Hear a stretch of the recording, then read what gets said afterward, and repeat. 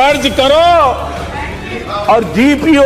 कर्ज लो और घी पियो। बिल्कुल सही कहा मोदी जी आपने। प्रधानमंत्री बनने के बाद से आप यही तो कर रहे हैं। कर्ज पर कर्ज ले रहे हैं और खुद ही सारा घी पी रहे हैं। देश पर कर्ज का बोझ बढ़ता जा रहा है और खुद ऐशो आराम में जी रहे हैं, मौज कर रहे हैं। कभी जंगल, कभी समंदर, तो कभी स्कूबा डाइविंग। मतलब मजे ही मजे। देश जाए भाड़ में। इस देश के 14 प्रधानमंत्रियों ने 67 सालों में कुल मिलाकर 55 लाख करोड़ का कर्जा लिया, लेकिन मोदी जी ने महज 10 सालों में हिंदुस्तान का कर्जा 3 गुना कर दिया।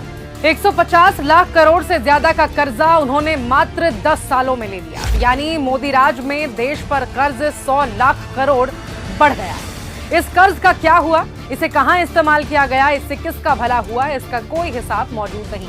आरबीआई के मुताबिक मार्च 2023 तक, यानी कि पिछले साल तक, भारत पर 624 अरब डॉलर का कर्जा था, जो कि मार्च 2024 यानी कि इस साल 664 अरब डॉलर तक पहुंच चुका है। मोदी जी विदेशों से बेहिसाब उधार पर उधार लेते जा रहे हैं, मगर उधार देश की बजाय अपने पूंजीपति मित्रों का कर रहे हैं। मोदी जी कर्ज लेकर मौज कर रहे हैं, लेकिन देश का आम और गरीब आदमी 2 जून की रोटी के लिए भी संघर्ष कर रहा है।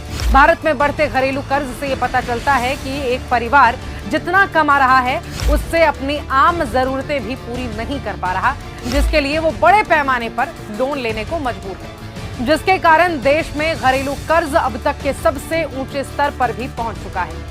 देश में बेरोजगारी 40 सालों का रिकॉर्ड तोड़ रही है। लोगों की आमदनी बढ़ नहीं रही। परीक्षा से पहले पेपर लीक हो जा रहे हैं। महिलाओं पर अत्याचार जारी है।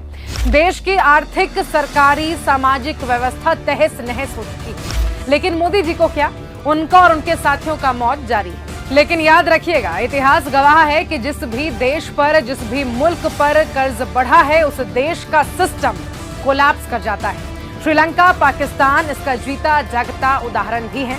और जब तक इस देश में मोदी सरकार है, इस देश की बर्बादी को भी कोई रोक नहीं